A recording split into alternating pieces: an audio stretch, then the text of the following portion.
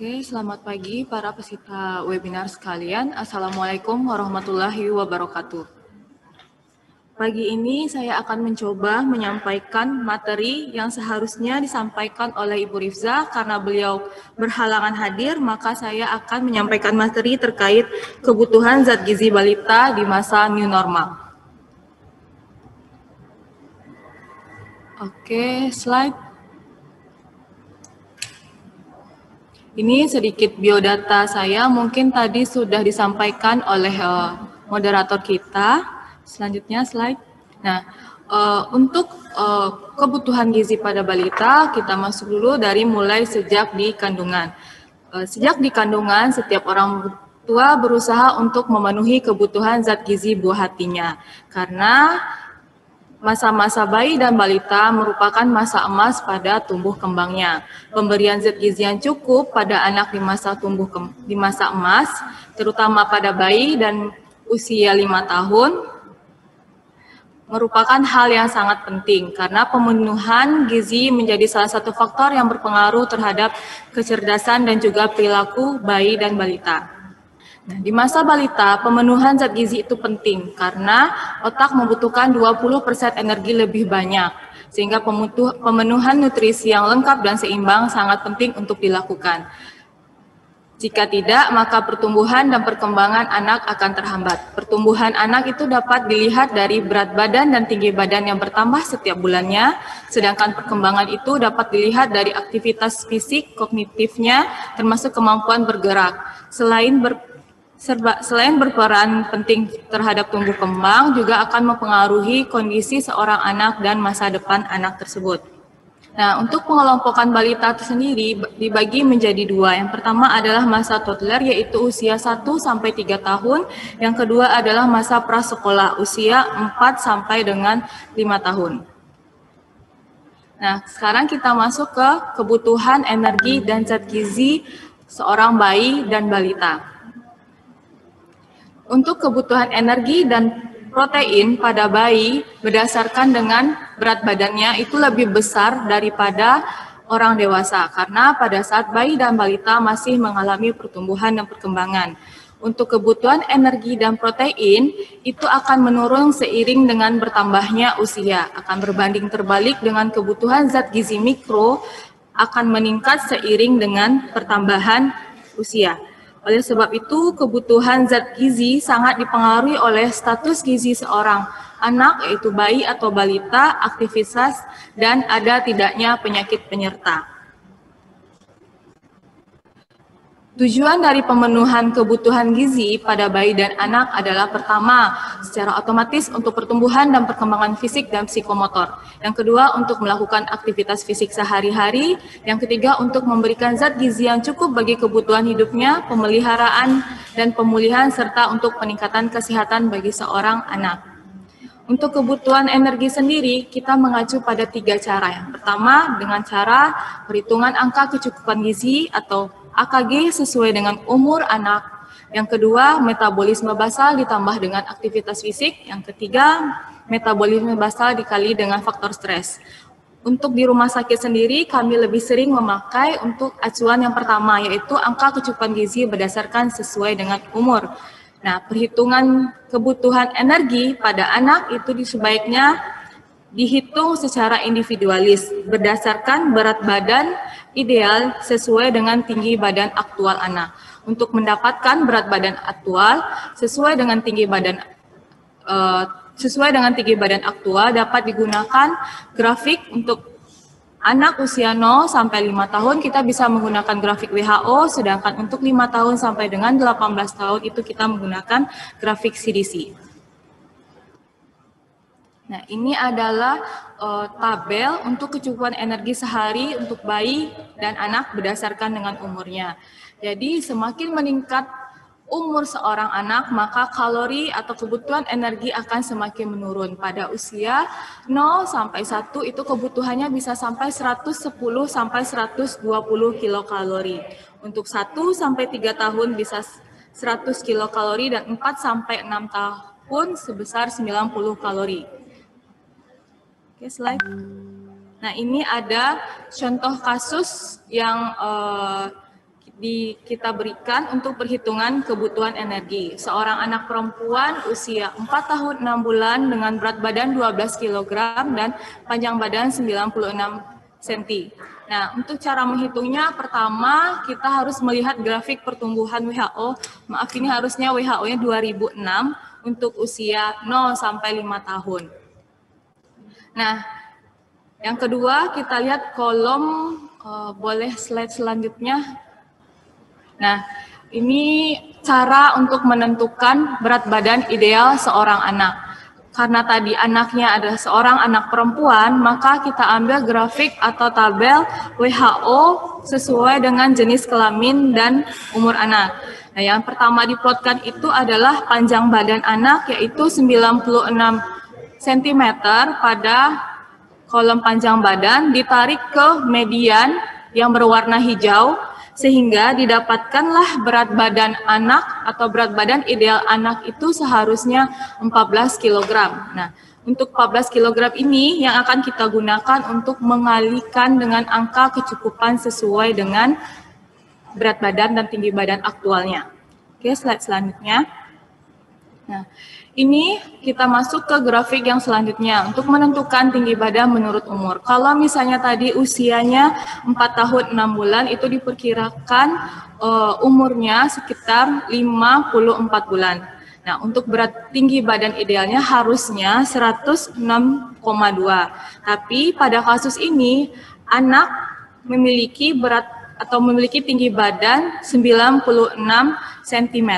Maka kita harus mencari 96 cm itu merupakan tinggi badan untuk anak usia 38 bulan. Nah, 38 bulan inilah yang kita gunakan untuk menentukan angka kecukupan gizi sesuai dengan tabel yang diberikan tadi di depan. Jadi, untuk menghitungnya, kita gunakan umur yang berdasarkan tinggi badan saat ini, yaitu tinggi badannya 96, maka kita gunakan umurnya 38 bulan, yaitu sekitar 3 tahun 2 bulan. Oke, slide selanjutnya. Nah, untuk menentukan status gizinya, yaitu status gizi anak itu berada pada -1 standar deviasi dan -2 standar deviasi. Untuk kebutuhan energi anak tersebut, berat badan ideal yang kita dapat tadi sebesar 14 kg dikali dengan AKG sesuai berat badan usia 3 tahun 2 bulan, yaitu 100 kilokalori, sehingga didapatkan hasil kebutuhan kalori anak tersebut sebesar 1.400 kilokalori. Oke, slide selanjutnya. Kebutuhan protein dari lahir sampai usia 1 tahun sangat tinggi. Ini sehubungan dengan kecepatan pertumbuhan anak karena protein berfungsi sebagai zat pembangun. Untuk kebutuhan protein bagi bayi dan anak, kita bisa memakai 2 metode. Yang pertama tadi kita bisa menggunakan tabel AKG sesuai dengan umur, atau kita bisa menggunakan persentase, yaitu sekitar 10-15% dari total energi. Nah, ini kebutuhan protein sehari anak menurut umur. Ini bisa digunakan atau kita bisa menggunakan tadi persentasenya sekitar 10-15%. Nah, ini untuk contoh kasus perhitungan kebutuhan protein. Untuk cara menghitungnya hampir sama dengan cara menghitung kebutuhan energi. Kita harus memplot dulu ke dalam grafik pertumbuhan. Kalau misalnya usianya masih 5 tahun, kita plot ke grafik pertumbuhan WHO. Tetap kita menggunakan grafik WHO sesuai dengan jenis kelamin dan usia anak. Nah, di sini tinggi badannya dapat 106 cm, maka didapatkan usianya 4 tahun 5 bulan. Untuk berat badan ideal 17,2 kg. Nah, untuk penentuan kebutuhan protein dihitung secara individual berdasarkan berat badan ideal sesuai dengan tinggi badan aktual. Untuk hasilnya, jadi tadi berat badan idealnya sebesar 17,2 dikalikan dengan kebutuhan sesuai dengan umur 1,8, maka didapatkan hasil kebutuhan protein seorang anak 30,96 gram. Selanjutnya untuk kebutuhan lemak. Lemak merupakan sumber energi yang paling besar bagi seluruh organ. Selain itu, lemak juga berfungsi sebagai penyerapan vitamin A, D, E, K, dan sumber asam lemak esensial seperti omega 3 dan omega 6. Kekurangan asam lemak esensial menjadi hambatan bagi perkembangan dan pertumbuhan, mengganggu penglihatan dan perkembangan neurologi. Kebutuhan lemak bagi bayi dan anak itu sekitar 25-35% dari total energi sehari. Untuk kebutuhan karbohidrat itu kita dapat menggunakan persentase sebesar 55 sampai dengan 60% dari total kebutuhan energi per harinya. Untuk kebutuhan cairan berhubungan erat dengan asupan energi. Kebutuhan pada bayi itu relatif lebih besar kalau berdasarkan dengan AKG. Tapi untuk perhitungan kebutuhan sendiri, kalau di rumah sakit banyak rumus yang digunakan untuk menghitung kebutuhan cairan rumah sakit. Salah satunya bisa menggunakan AKG atau berdasarkan rumus-rumus lainnya.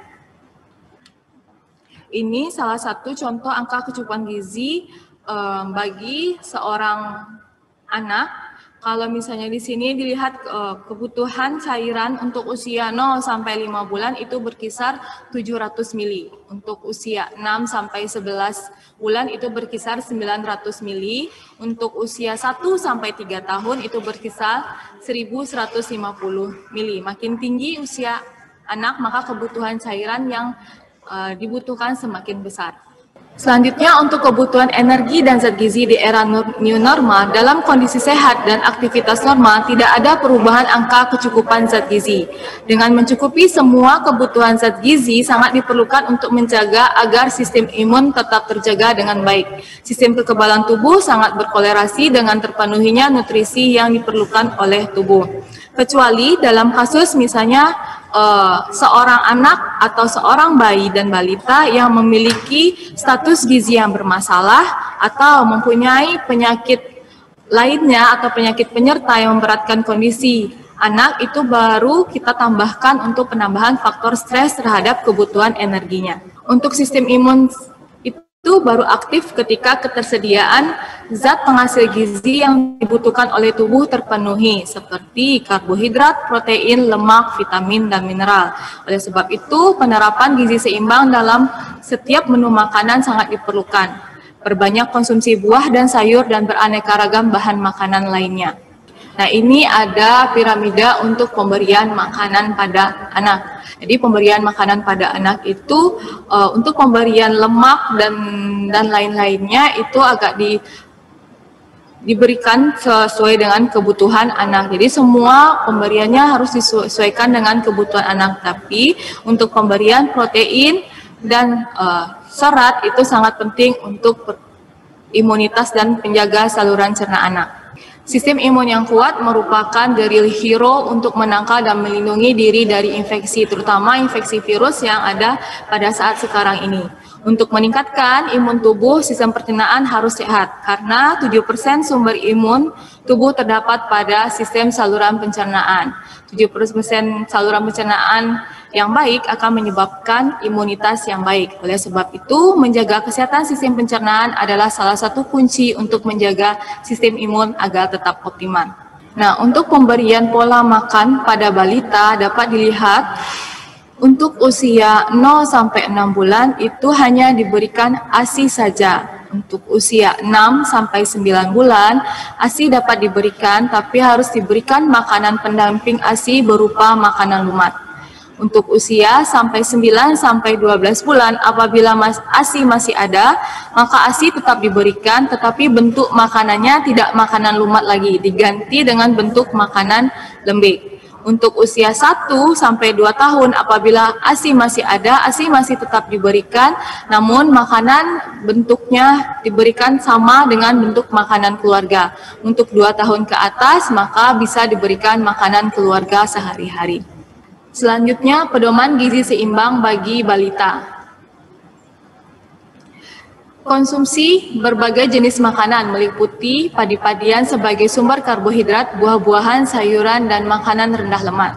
Untuk bayi dan balita juga dibatasi konsumsi makanan yang tinggi lemak dan tinggi gula seperti soda, permen, cookies, dan cake. Konsumsi kalsium dan protein dari produk susu, daging, unggas, kacang-kacangan, dan telur. Konsumsi makanan cukup serat itu dapat mencegah konstipasi dan dapat meningkatkan bioavailability beberapa mineral seperti Fe.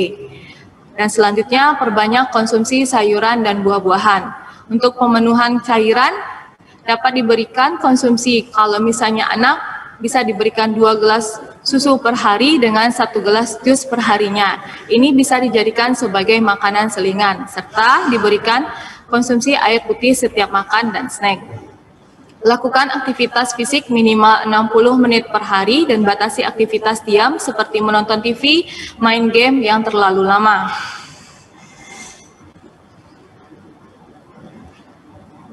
Untuk cara pemberian makanan pada balita, yang pertama, pilihlah makanan yang mudah dikunyah dan ditelan. Yang kedua, berikan makanan pada saat anak benar-benar lapar. Yang ketiga, berikan makanan dalam suasana yang menyenangkan. Makanan baru dikenalkan secara bertahap, jadi perhatikan respons seorang anak pada saat kita memberikan makanan yang pertama kali. Oke, slide selanjutnya. Ini ada beberapa menu seimbang untuk balita. Nah, untuk menu seimbang dari balita merupakan gabungan dari pertama ada karbohidrat seperti nasi, roti, sereal, kentang, dan mie. Sebaiknya kita kenalkan berbagai ragam karbohidrat secara bergantian kepada balita. Selain itu, selain digunakan sebagai menu utama, karbohidrat juga bisa diolah menjadi makanan selingan atau bekal sekolah seperti puding roti atau donat kentang yang lezat. Selanjutnya, buah dan sayuran seperti pisang, pepaya, jeruk, tomat, dan wortel, serta jenis sayuran yang beragam yang mengandung zat gizi yang berbeda. Berikan setiap hari baik dalam bentuk segar maupun dalam bentuk olahan seperti di jus. Selanjutnya, pemberian susu dan produk susu olahan. Pemberian susu bisa diberikan susu pertumbuhan atau produk susu khusus. Pastikan balita dapat pemberian makanan yang cukup.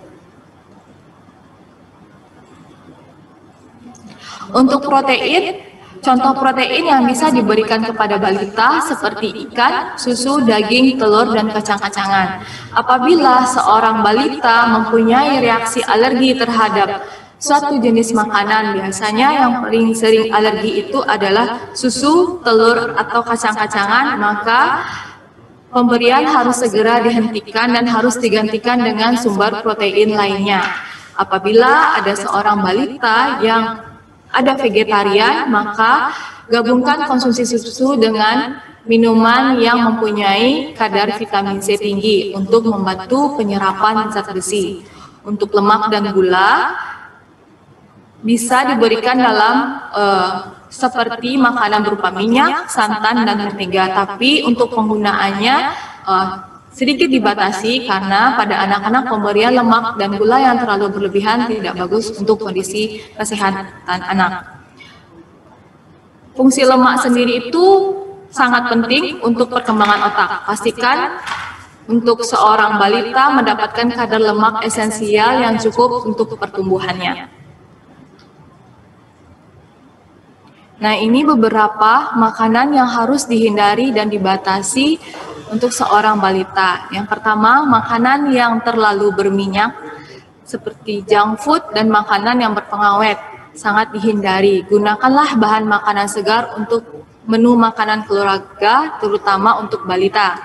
Penggunaan garam, bila memang diperlukan, sebaiknya digunakan dalam jumlah sedikit. Dan bila pun menggunakan garam, maka sebaiknya gunakan garam yang beriodium. Untuk aneka jajanan di pinggir jalan itu yang tidak terjamin kebersihannya itu memang tidak diberikan, dan oleh sebab itu seorang ibu balita harus bisa membuat makanan jajanan sendiri sehingga dapat menjaga kebersihan dari makanan. Untuk telur dan kerang harus berhati-hati dalam pemberiannya karena sering sekali pada kasus-kasus menimbulkan alergi terhadap telur dan kerang. Dan bahkan ada yang bisa menyebabkan keracunan. Selanjutnya adalah kacang-kacangan. Kacang-kacangan juga merupakan salah satu sumber pencetus alergi makanan. Oleh sebab itu, ibu balita harus berhati-hati dalam pemberian telur, kerang, dan kacang-kacangan. Selanjutnya, faktor yang mempengaruhi untuk pemberian makanan itu ada beberapa faktor. Yang pertama, umur seorang balita. Yang kedua, berat badan balita. Yang ketiga, diagnosis atau penyakit dan stadium keadaannya, keadaan mulut, kebiasaan makan, dan waktu yang tepat untuk pemberian makanan. Oke, slide selanjutnya. Slide selanjutnya ini ada slide selanjutnya. Ini ada contoh menu yang bisa mungkin nanti dipraktikkan atau diberikan kepada balita. Slide selanjutnya. Ini adalah contoh-contoh menu yang dapat diberikan kreasi menu kepada balita. Oke, slide selanjutnya. Slide selanjutnya. Oke, sekian yang dapat saya berikan. Semoga dapat bermanfaat dan berbagi sedikit ilmu yang pernah saya dapatkan selama bekerja di rumah sakit. Sekian, Assalamualaikum warahmatullahi wabarakatuh.